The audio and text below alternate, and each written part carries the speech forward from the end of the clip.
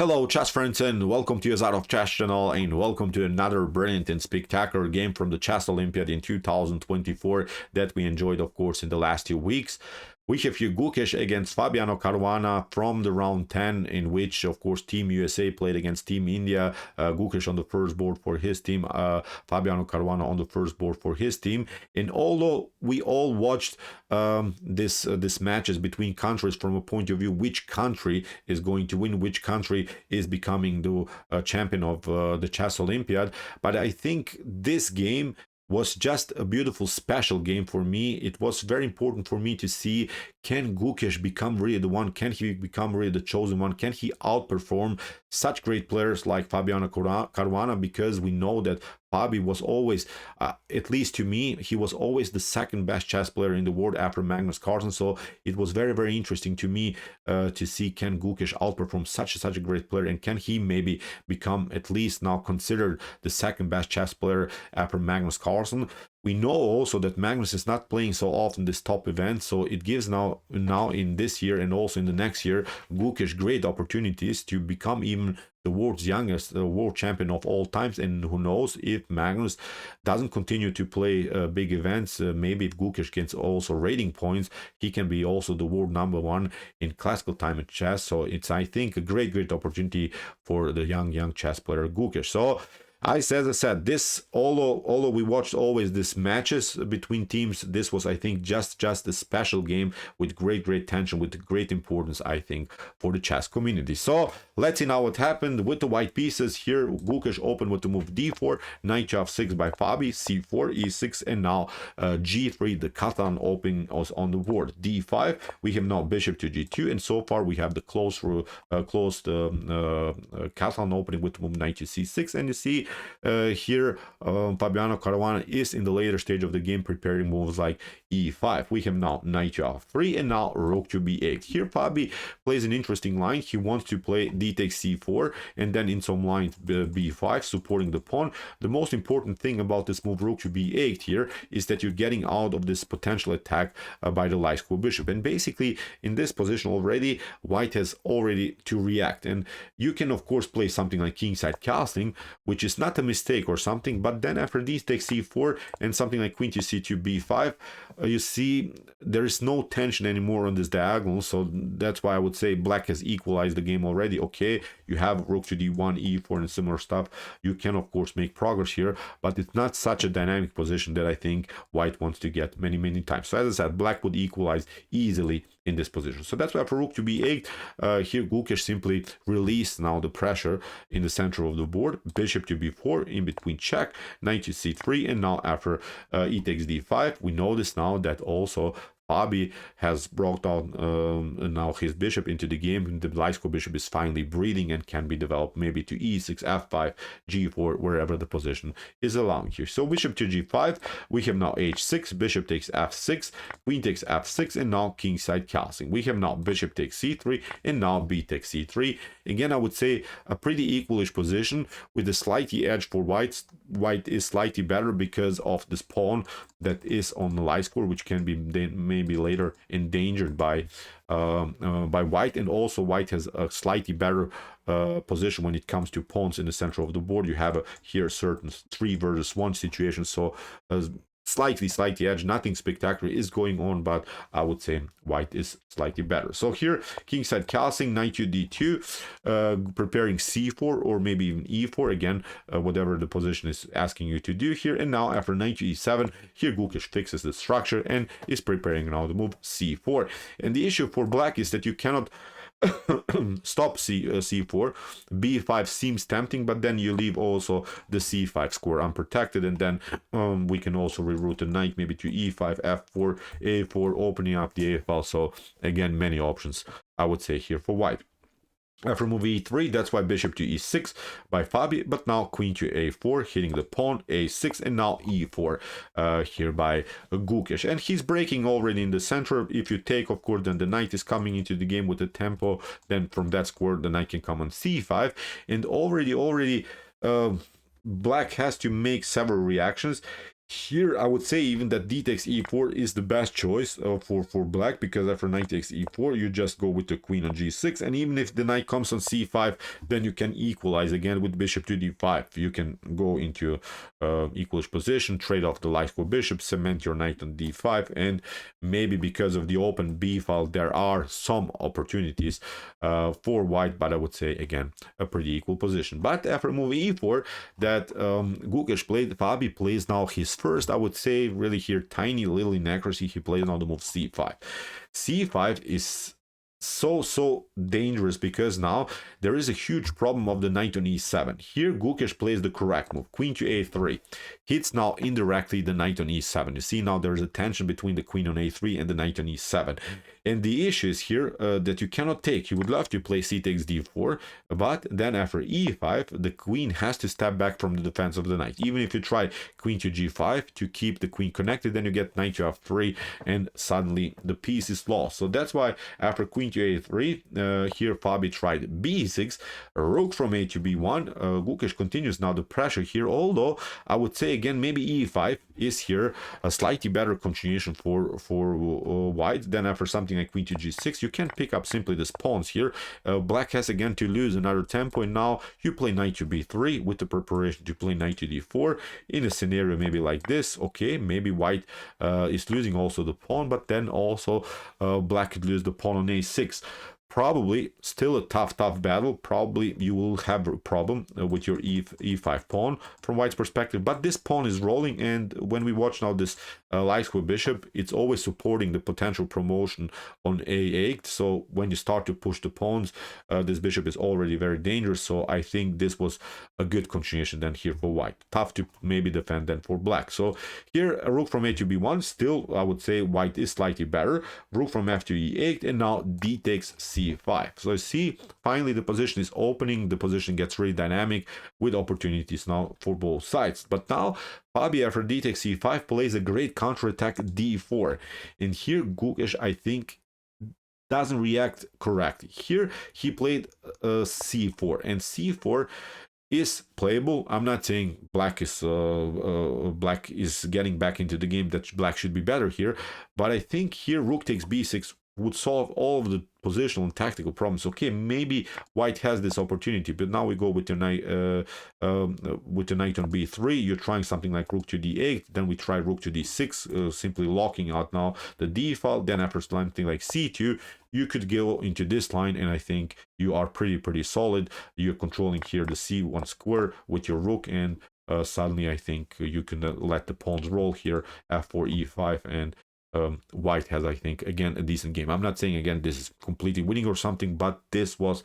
maybe Gukesh's opportunity here to somehow spice up the game. Maybe then black tries knight to c8, then you pick up this one, you lose this one, but again you're up a pawn and you can breathe here, and I think white is really solid for sure. So that's why here after move d4, as we mentioned, c4 maybe slightly too passive for Gukesh. Fabi plays now a great move, queen to g5, hits first of all the knight, but also hits now the pawn on c5. So you see Fabi also calculated great tactics here in the middle game stage. We have now rook from f to d1, and now b takes c5. So you see Fabi has now a great solid structure. Of course the pawn on c5 is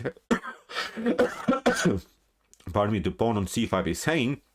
But when we watch now that white has still a light square bishop on the board, you don't want to have so many pieces, so many pawns on light squares, because black can easily attack it. And now I think again Fabiano Caruana has equalized the game. So here f4 by Gukesh trying to attack the queen.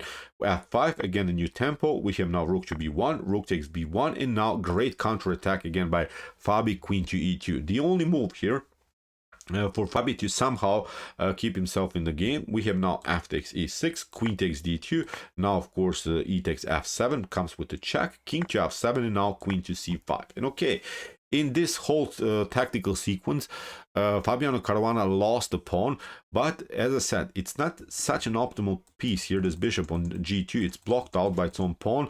This pawn is rolling. Black can secure the king here on h7, and this pawn is weak anyway. Maybe in some in the later stage of the game, Black can also play moves like rook to d8 if the position is allowed, and again let his pawn roll. So here after queen to c5, we have king to g8, rook to f1, and now king to h7. Fabio brings now the king into security. We have now queen to e5, and now queen to e3. Comes with the check, king to h1, and now see the pawn is rolling. Very, very tense battle now. Both players have now passed pawns, but who is faster on the attack, of course, will simply win the game. We have now bishop to h3.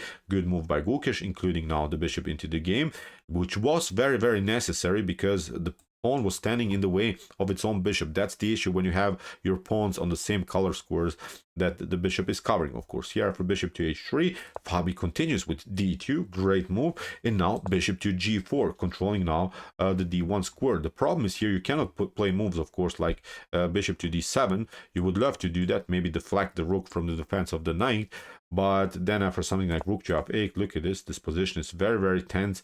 You cannot, of course, pick up here the rook on f8 because you get the promotion. So here after something like queen to a1, queen to e4, look at this again, and you check, you take, and then after a couple of checks, you could lose, for instance, in this way. Black can also win the game if white, of course, doesn't play the correct moves. Very, very great battle between these two top grandmasters. So here after move d2, Gukesh plays now the correct move, of course. Bishop to g4 covers now the d1 square. We have queen to d3. Here there's always the threat of a promotion on d1. We have now king to g2. Gukesh improves now the position of the king, and now queen to c4. a4 here by Gukesh. He's trying now to deflect the queen from the attack, but actually again I think Fabi had a great chance with queen takes a4. He could have simply taken the pawn, because after rook to f7 you can still play here rook to g8, because if in any scenario white takes out now the knight, still you can promote and you get your piece back. And I would say again pretty drawish position with nothing spectacular now for both sides. White can of course deliver some checks, but the rook is covering everything, and white is also vulnerable to some attacks here by Black's queen. So after a4, I think queen takes a4 should have been here Fabiano Caruana's move, but he tried queen to c6, now queen to d4, and now in order to keep yourself in the game, you have to play now here knight to g6. Knight to g6 is now the only move here in order to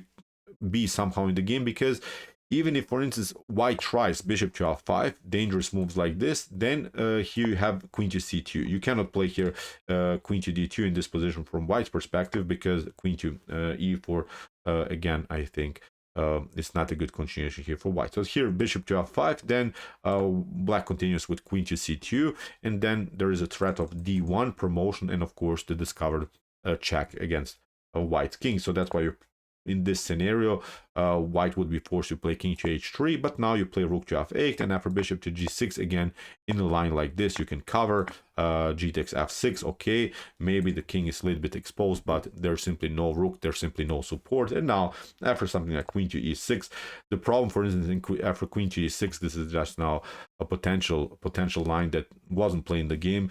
Here you cannot promote actually here d1, because look at this, then you get checkmated here with the pawn. You can just trade it off here and queen to g4 checkmate. So here after queen to e6, Black would be forced to play h5, but then the queen comes here, delivers of course some checks, and I think we would have a repetition and the game would end with a draw. So here knight to g6, the only move here for Fabiano Caruana to keep himself in the game. As we mentioned, he could have also taken previously the pawn on a4, but now what Fabi did, he played now queen to g6 instead of knight to g6, and now Gukesh says, okay, thank you, rook to f4, I will have now a great protection of my pawn, and now this pawn is hanging, so nothing can be done. This pawn is lost for sure. And also what we have to mention, the knight is a little bit overloaded, I would say, because the knight has to always protect the f5 square. If you move the knight, then bishop to f5 simply traps the queen. So that's why queen to g5 here by Fabi. Even if you try d1, the promotion will simply take and you just lost the pawn. So here Fabi tried queen to g5. We have now h4, queen to g6, and now again queen takes d2. Rook to b8, queen to d7. Gukesh plays now really great attacking chess. He keeps now the attacking flow. Fabi tries h5, and now here we have bishop to e6. There's nothing that can be done. Even if you try some checks here on b2, then we'll simply escape to h3, and there's now no good check anymore. So it seems so that white's king is in danger, but actually it's not. So here, after move bishop to e6 that Gukesh played, rook to b6 by Fabi. Now a new attack against the queen, and now Gukesh simply traded off everything, took another pawn, and he has now a beautiful endgame with 2 extra pawns, which is, I think, in top GM level, completely winning here for white. So knight to c6, Gukesh hits now this pawn, protects now here his pawn on a4, keeps everything compact on this side of the board. Knight to e5, rook to f5, rook to e6, and after king to f2. Believe me or not, in this particular position, Fabiano Caruana resigned. I think it's a fair resign by Fabi. Here he really respected his opponent because he knows that Gukesh is a strong player, that he would convert this type of endgame into a win with 2 extra pawns. Also, I would say great respect by Fabiano Caruana, great sportsmanship that he didn't squeeze this position to the end. He recognized that Gukesh was better this day, and here Gukesh, as I said, won it, and Team India, as we mentioned also many times before, won the match against Team USA in the Chess Olympiad in 2024. Great game by Gukesh with almost full accuracy here. He played, I think, in the middle game stages tiny little mistake where he could have taken over. Fabi made too many mistakes. He could have equalized the game much earlier, going into a fully endgame stage with equal material. Messed it up, but Gukesh punished that and had now another win in this beautiful chess event. So let's repeat again. Gukesh in this event, after 10 games, he had 8 wins and 2 draws on the first board. He had a rating performance above 3,000 rating points, which is really incredible. It's immortal. It's a rating performance that we haven't seen ever in chess history. Not Magnus Carlsen, no Bobby Fischer, no one played such an immortal performance. So Gukesh wrote really chess history in the Chess Olympiad in 2024. Okay, I hope that you enjoyed this game. I really enjoyed it a lot. If you want to see some other beautiful games played by Gukesh, check out our coverage so far. Here are some games that we have analyzed before. And if you like this content, hit the subscribe button. See you soon with some more videos. And what do we say in the end? Chess is the best, of course.